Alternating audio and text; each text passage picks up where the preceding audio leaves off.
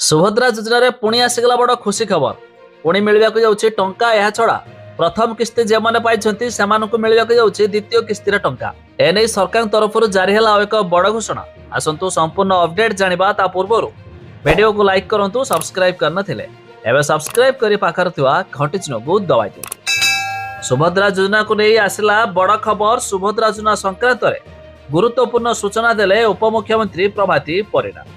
आसंता मार्च 7 रे सुभद्रा प्रथम किस्तिर शेष पर्याय टंका लोक अकाउंट को आसिबो। मार्च 8 तारिख रु द्वितीय किस्ती टंका मिलिबो।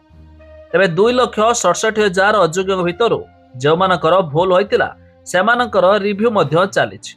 तेबे 22% काम समाधान होई सारिछि।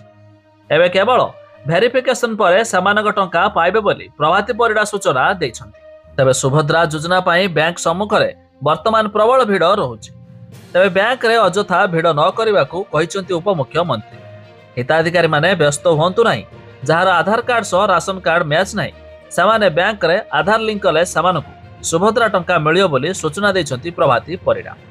अन्यपटे अंडाघाटी रे सुभद्रा योजनारू वंचित महिलांक पाखकू विभागीय अधिकारी जाई सेमानकू योजना रे शामिल करबाकू निर्देश दैछंती उपमुख्यमंत्री प्रभाती परिडा।